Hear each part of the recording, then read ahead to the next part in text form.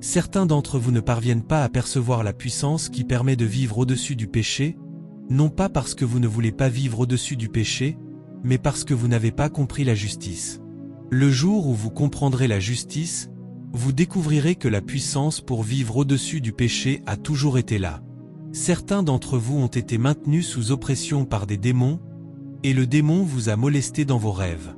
Le démon vous a molesté, vous avez prié en langue, vous avez jeûné pendant 3 ans, mais le démon est toujours là, parce que vous n'avez pas la compréhension doctrinale de votre autorité sur les démons. Ainsi, vous ne savez pas quoi faire, même si vous priez. Vous priez dans la peur, et le démon peut percevoir la peur qui émane de votre esprit. Alors, même si vous dites « Au nom de Jésus », le démon reste là et dit « Est-ce que tu as fini ?» Mais le jour où vous connaîtrez doctrinalement votre autorité sur les démons, vous découvrirez qu'avant même que vous ne priez, le démon partira, parce que le démon sait désormais que vous savez. Ainsi, bien souvent, la raison pour laquelle nous n'obtenons pas certains niveaux de résultats, c'est à cause de notre ignorance doctrinale. Paul écrivait à l'église de Corinthe. Il vivait dans le péché, et il leur dit « Ne savez-vous pas que votre corps est le temple du Saint-Esprit ?» Il dit « Celui qui s'attache à une prostituée est un seul corps avec elle, mais celui qui s'attache au Seigneur est un seul esprit avec lui. » Cela a réduit l'iniquité dans l'église de Corinthe, parce qu'à présent ils savaient que leur corps n'était pas seulement de la chair, mais que leur corps est le temple du Saint-Esprit. Il y a désormais une conscience dans ce que vous touchez, une conscience dans ce que vous faites, parce que vous savez maintenant que même votre corps est vital dans l'équation. Il a fallu la doctrine pour entrer dans cette prise de conscience. C'est pourquoi, si nous voulons que les gens soient productifs, nous devons leur enseigner la doctrine afin qu'ils puissent être productifs. Le troisième niveau de connaissance est l'épignosie.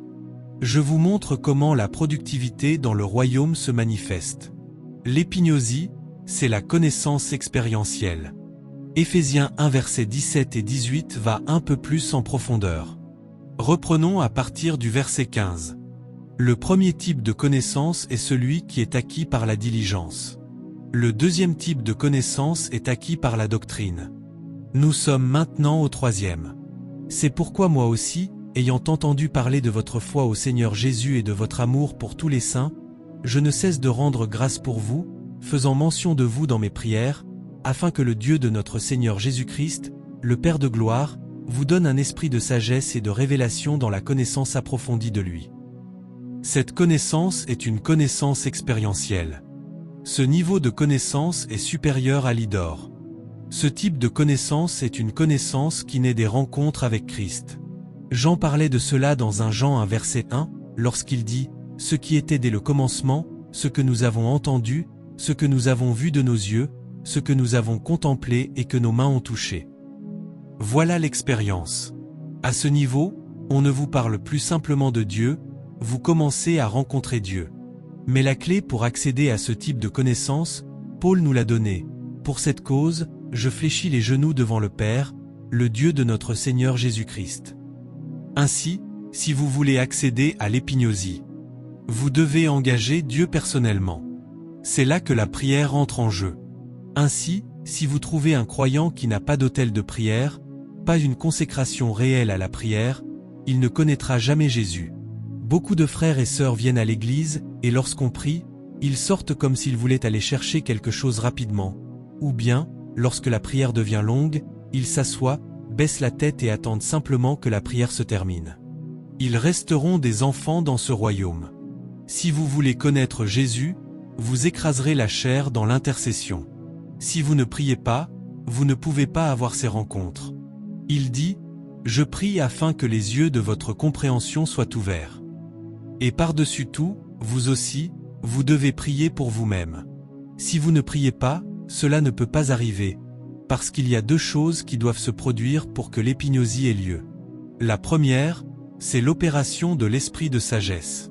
La deuxième, c'est l'opération de l'esprit de révélation.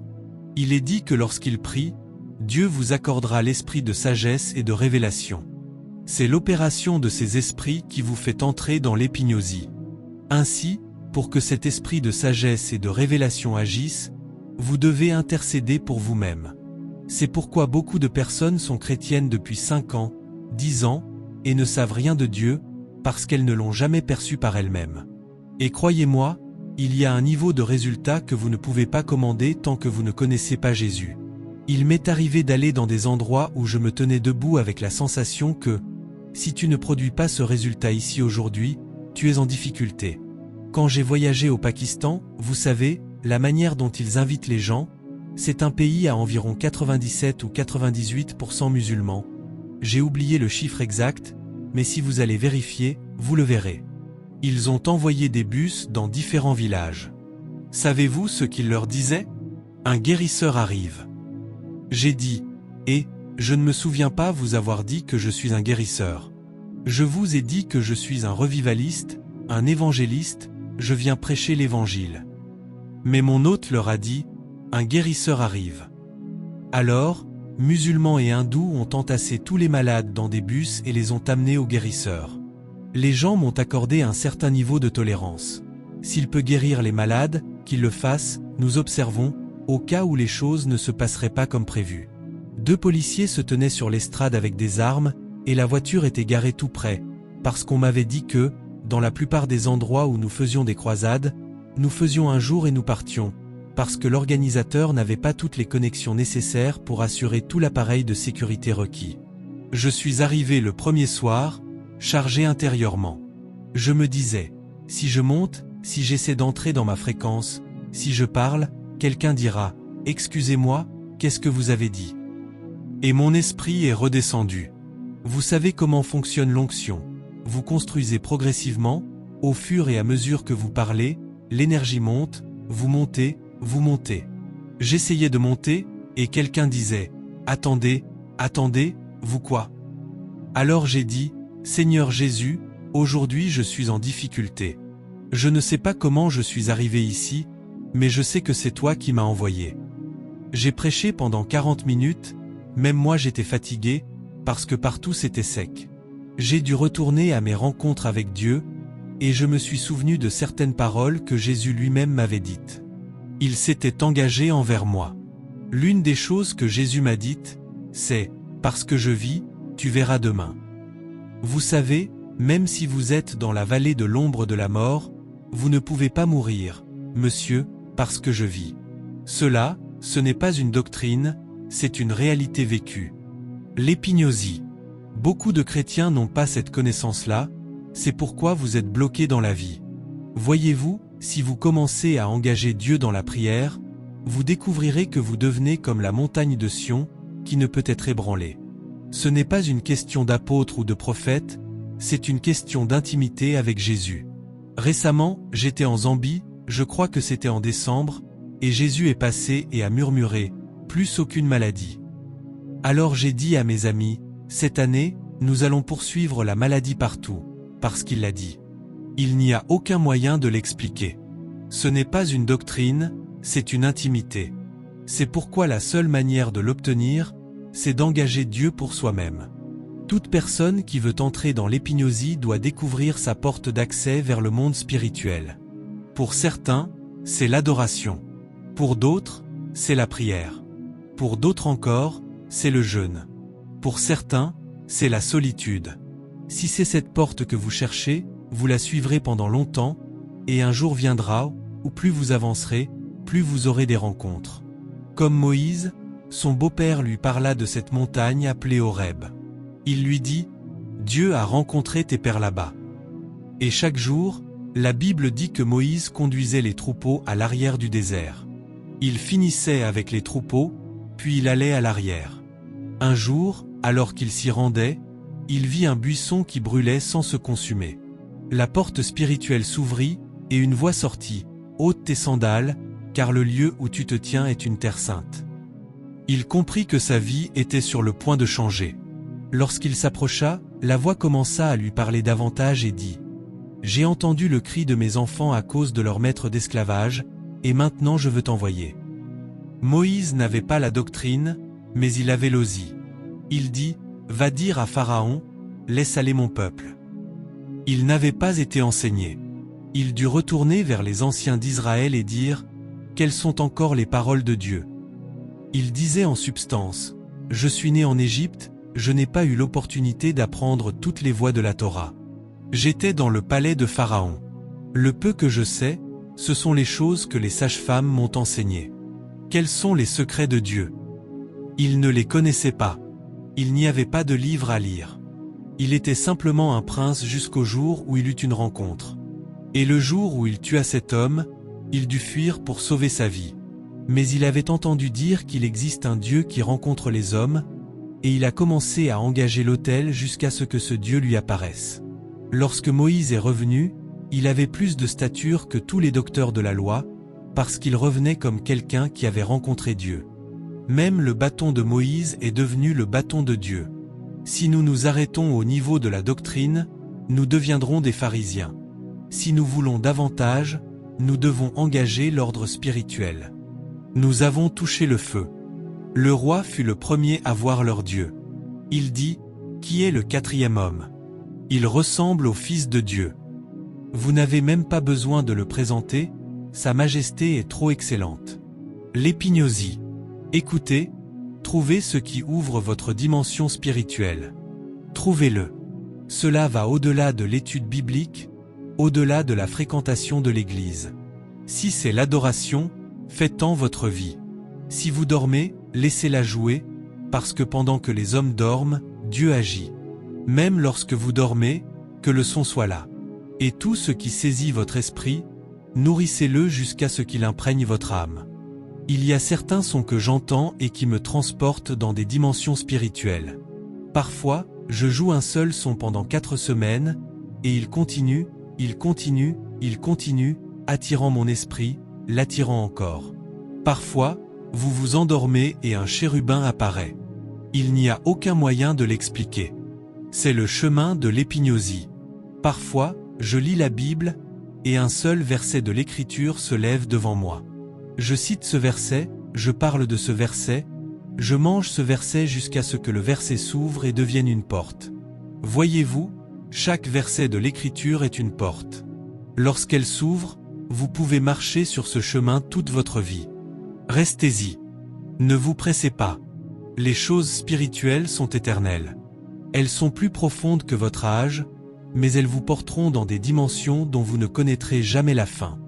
Vous marcherez simplement sur ce chemin pour le reste de votre vie. Tout cela est conçu pour vous donner une connaissance qui ne peut pas se trouver dans un manuel. On l'appelle l'épignosie.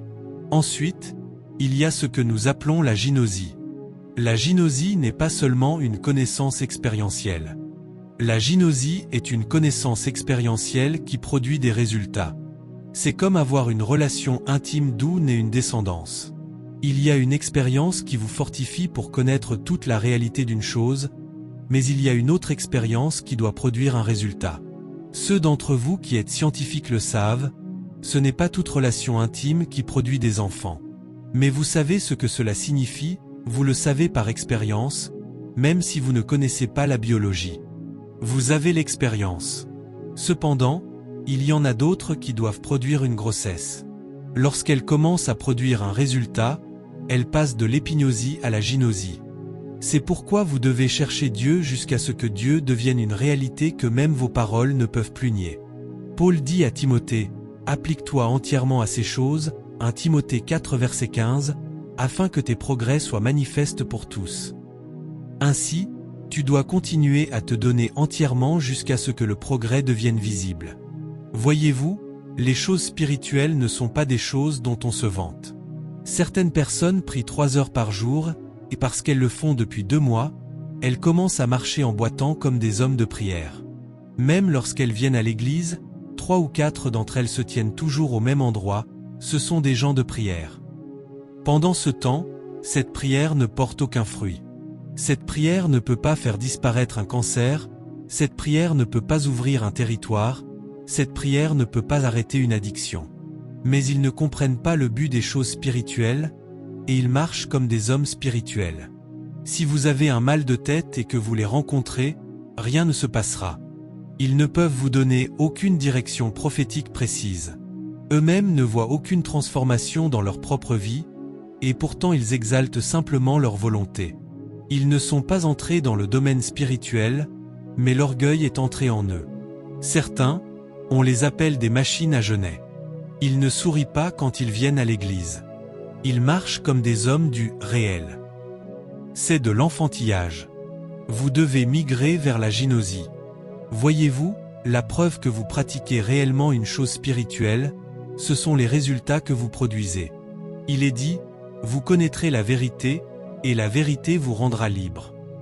Ainsi, la preuve que vous avez connue, c'est le niveau de liberté dont vous jouissez. Il doit y avoir des signes, ce qu'on appelle la justification de l'esprit. Il est dit, Christ a été manifesté en chair, justifié en esprit. Ainsi, toute activité spirituelle doit avoir une justification. C'est cela qui prouve que ce que vous faites n'est pas simplement de la religion. Mais voyez-vous, nous ne pressons pas pour la réalité. Nous finissons donc par nous impressionner nous-mêmes, tandis que les gens du monde nous regardent et disent « Cette prière dont vous parlez, qu'a-t-elle produit ?» Vous n'êtes pas capable de proposer une politique qui fasse avancer une nation. Quand on prend des décisions concernant un territoire, vous n'êtes pas là. Les gens sont malades, et si les médecins n'interviennent pas, ils meurent. Pendant ce temps, vous marchez de long en large. Lors du Covid, ils ont dit que l'Église n'était pas essentielle. C'est à ce moment-là que certains d'entre nous ont perdu la paix. Mais ils n'oseraient pas dire cela-ci, lorsque les hôpitaux abandonnent des patients, on les amène à l'Église et qu'ils en ressortent guéris. Quand le Covid est arrivé, ils auraient cherché l'Église. Mais notre Église est devenue un lieu de religion et de rituel. Ainsi, la dernière fois qu'ils ont vérifié, la plupart des résultats venaient des hôpitaux. Ils n'ont donc pas vu la nécessité que l'Église soit ouverte. Ils l'ont vu comme un risque. Au lieu d'être offensés par leur manière de penser, nous devrions répondre par des dimensions qu'ils ne peuvent pas nier. On a parlé de John G. Lake dans la ville de Spokane. On y amenait des cas terminaux que les hôpitaux avaient abandonnés, et ils étaient purifiés et cliniquement vérifiés. Un moment est venu où des médias séculiers ont déclaré que Spokane était la ville médicale la plus saine du monde à cause de la formation des techniciens en guérison divine de John G. Lake. Lorsque le résultat est là, personne ne peut le nier. C'est pourquoi nous devons migrer. Je vous parle de la productivité du royaume. Dieu commencera d'abord à vous attirer. Vous découvrirez que votre esprit commence à comprendre et à expliquer les choses spirituelles, et cela devient cohérent. Ensuite, vous commencez à comprendre la doctrine, et Dieu vous pousse à étudier davantage. Puis vous commencez à avoir une faim qui vous pousse à aller plus loin. Vous ne devez pas vous arrêter là. Cette faim doit vous conduire à un lieu où vous commencez à produire des résultats. C'est alors que vous entrez dans la gynosie. Si nous voulons changer notre monde, nous avons besoin d'hommes qui ont la gynosie. Certains auront la gynosie dans le domaine de la sagesse et de la créativité. Lorsqu'ils prient et qu'ils ont fini de prier, ils reviennent et disent « J'ai vu une image », puis ils dessinent quelque chose, et cela devient le modèle d'une voiture qu'une entreprise achète et qui devient la prochaine voiture à succès. Ça, c'est la gynosie. Lorsqu'ils terminent de prier, ils reviennent et disent « J'ai vu une fluctuation sur le marché boursier. J'ai vu que telle chose allait monter, tout le monde doit acheter cela. » Ça, c'est la gynosie. Lorsqu'ils prient et reviennent, ils parlent de la configuration d'un territoire. J'ai vu quelque chose comme un tremblement de terre dans la partie nord de la ville dans 2 semaines. Et l'Église commence à prier, et effectivement le tremblement de terre se produit. Alors vous savez que l'Église est pertinente. Ou bien ils reviennent du lieu de prière, et tous les malades pour lesquels ils prient sont guéris. C'est à ce niveau que Dieu veut nous amener. Cela s'appelle la productivité. Voyez-vous, si vous savez que vous pouvez marcher seul dans une ville où personne ne connaît Dieu, vous y apporterez le royaume, parce que vous n'y allez pas avec des pratiques religieuses, mais avec quelque chose qui ne peut pas être nié. Car toute personne qui a des réponses, le monde doit l'écouter. Puis vient le niveau suivant, appelé kino, et ensuite vous arrivez au niveau final appelé dokimazo. Le dokimazo est une connaissance qui est éprouvée, prouvée. Romains 12 verset 2. C'est pourquoi, lorsque vous venez au culte et que les gens ont prié pendant 4 heures, vous dites « Cette prière est trop longue ». Ce n'est pas trop longtemps que vous ne pouvez rien produire. Vous êtes encore au niveau où vous ne faites que nourrir un appétit, et vous dites que c'est trop, alors que rien n'a encore éclaté. Ce ne sera jamais trop tant que vous n'avez pas obtenu quelque chose. Il est dit, Ne vous conformez pas au siècle présent, mais soyez transformés par le renouvellement de l'intelligence, afin que vous discerniez quelle est la volonté de Dieu, bonne, agréable et parfaite. Le mot dokimazo signifie « prouver ». C'est un type de connaissance qui justifie et valide. C'est à ce niveau que vous devenez un témoin. Ainsi, lorsque vous vous présentez quelque part et que vous dites à quelqu'un « Dieu est réel » et qu'il vous répond « Prouve-le », vous le pouvez. Si vous arrivez dans un lieu et que vous dites aux gens « Dieu guérit les malades » et qu'ils répondent « Non, c'est un cliché religieux », vous leur dites « Amenez-les, amenez les malades ». On raconte l'histoire d'une femme appelée Amy Sample Mcpherson. Elle opérait des miracles dans une ville, et on disait que c'était un mensonge.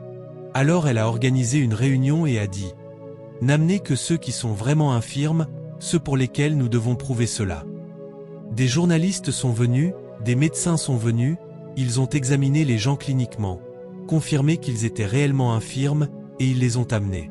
En fait, sa manière de faire la publicité de ces réunions était étrange. Elle allait se tenir au centre-ville, vêtue d'un habit blanc. Plus tard, quelqu'un comme le capitaine Kuma fera la même chose.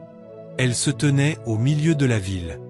Quand les gens se rassemblaient, elle se mettait à courir vers la salle où la réunion devait se tenir, et toute la foule courait derrière elle. Lorsqu'ils entraient, elle se retournait et disait « Asseyez-vous, vous ne pouvez plus sortir ». Le poids de la présence que cette femme portait. Elle se tenait simplement là, et tout le monde la regardait en se demandant « Qui est cette belle femme en vêtements blancs ?» Lorsqu'elle voyait que le nombre était suffisant, elle commençait à courir, ils la poursuivaient, elle entrait dans une salle, ils entraient, elle disait « Asseyez-vous », puis elle prêchait, convertissait les gens et partait dans une autre ville. La nouvelle de la puissance de Dieu qu'elle manifestait s'est répandue, et on a cherché des moyens de discréditer ce qu'elle faisait. Mais elle a relevé les défis et a prouvé. Elle a démontré que ce n'était pas un hasard, que ce n'était pas un coup de chance, mais quelque chose qui pouvait être reproduit. C'est à ce niveau que vous pouvez dire « Demain, c'est un culte prophétique ». Un culte prophétique n'est pas un culte d'intercession. Si vous dites que c'est un culte prophétique, alors vous prophétisez. Vous pouvez dire « Demain, c'est un culte de guérison ». Alors on amènera les malades. Il y a quelqu'un au Nigeria, le pasteur Chris. Il dit qu'il ne prêche pas lors des cultes de guérison. Lors des cultes de guérison, on guérit les malades. Ils alignent les malades, il arrive, il va directement vers eux et commence à les guérir. Quand il a terminé, il a terminé. Des gens viennent du monde entier simplement pour observer. Ils viennent regarder. Lorsqu'il a fini, il remercie les partenaires, remercie tous ceux qui sont venus de partout dans le monde. Il n'y a aucune agitation. L'homme connaît cela depuis le lieu du repos. Il se présente, il sort, il sort, il sort, il guérit, et c'est tout. Une autre fois, il est arrivé et il y avait tellement de monde qu'il voulait imposer les mains. Le dokimazo était déjà à l'œuvre en lui. Il a simplement reculé, les a regardés et a dit « Vous êtes tous guéris ». Sans prière.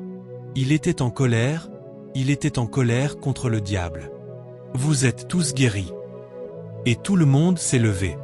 Je ne parle pas de simples maux de tête datant de quelques années, je parle de cancer, et lorsqu'il prenait les témoignages. Parfois, cela prend 8 mois plus tard afin de pouvoir vérifier l'avant et l'après. C'est cela le dokimazo. Mais ils ont grandi. Je vous montre cela afin que vous ne soyez pas découragés. Voyez-vous, certains d'entre vous ont essayé quelque chose et il semblait que cela ne fonctionnait pas. Peut-être étiez-vous encore au niveau de l'idor. Continuez à pousser, il y a encore d'autres dimensions. Il y a un homme appelé Ahari au Ghana. J'ai regardé une de ses vidéos et j'ai presque pleuré. C'est le ministère le plus décontracté que j'ai jamais vu de ma vie. Quand il a fini de prêcher, il a dit « Que tous ceux qui ont des béquilles les apportent maintenant ». Les gens qui ne pouvaient pas marcher ont apporté leurs béquilles. Comment allaient-ils les apporter? Et pourtant, ils les ont apportés, ils les ont rassemblés, ils les ont déposés. Ils ont tous été complètement guéris, complètement, avec une facilité déconcertante. Cela s'appelle le dokimazo. Et c'est une dimension accessible à tous, Parce que vous avez le Saint-Esprit. Il veut vous conduire dans le dokimazo. Quand vous arrivez à ce niveau, aucun territoire ne devient difficile. Et vous n'avez pas besoin d'attendre d'y être arrivé, parce que ce sont des connaissances expérientielles. Là où vous êtes, vous continuez à aspirer. Je suis allé dans des endroits où j'ai prié pour des malades et personne n'a été guéri. J'ai dit, d'accord, peut-être que je suis encore au niveau doctrinal. Je suis retourné prier davantage, puis je suis revenu. Et chaque fois que vous pressez Dieu, il vous honore en augmentant votre mesure, parce que ce n'est pas seulement une question d'accomplir l'œuvre, c'est une question de devenir. Il a dit, suivez-moi, et je vous ferai pêcheurs d'hommes. Vous êtes façonnés dans le processus du service. Nous pouvons tous le faire. Nous le ferons tous. Et nous ne serons pas découragés. Si aujourd'hui je prie pour quelqu'un qui est sous l'emprise d'un démon et que le démon n'est pas chassé, je ne penserai pas une seule seconde que c'est impossible. Je saurai simplement qu'il y a quelque chose que je ne sais pas encore. Je retournerai chercher, je vérifierai, et je reviendrai. Si aujourd'hui je prie pour un malade et qu'il n'est pas guéri, je n'aurai pas honte. Je saurai qu'il y a quelque chose que je ne sais pas encore, et je reviendrai. Cela signifie qu'il y a des dimensions de connaissance auxquelles je dois accéder. Ainsi, pour moi, l'une de mes motivations dans ce que je fais, c'est que je deviens davantage, je grandis davantage, je suis transformé davantage. Même lorsque je n'obtiens pas encore certains résultats, je sais qu'il y a une échelle que je dois gravir. C'est pourquoi je continue à presser, non seulement à cause de la mission, mais à cause de ce que je deviens en Dieu. La connaissance, vous devez savoir. C'est ainsi que la qualité de votre vie spirituelle augmente. Certains sont au niveau de la gnosie, d'autres au niveau de l'idor, d'autres au niveau de l'épignosie, d'autres au niveau de la gynosie, et certains sont au niveau du dokimazo. Ceux-là sont des formateurs. Ils peuvent vous appeler, vous imposer les mains et déposer une mesure en vous. Ils peuvent dire, je sais que tu veux guérir les malades, mais tu es encore au niveau doctrinal. Il y a tellement de travail à faire. Ils imposent les mains sur vous et déposent une mesure. Utilisez cette mesure pendant que vous continuez à grandir. C'est cela le dokimazo. Le christianisme est réel, mais il y a des protocoles, et nous devons les apprendre. Alors ne fuyez pas les réunions de prière, ne fuyez pas l'étude biblique. Plus c'est long, mieux c'est. Asseyez-vous, même lorsque votre intelligence est fatiguée. Votre esprit, lui, ne l'est pas. Quelque chose est en train de se produire. Car vous devrez prouver cette réalité dans votre propre vie, puis la prouver dans la vie des autres. Croyez-moi, il y a un jour mauvais pour chacun. Mais pour ceux qui sont préparés, le jour mauvais devient un jour de témoignage. Parce que lorsque vous transformez l'impossible, cela devient un témoignage. Louez Dieu.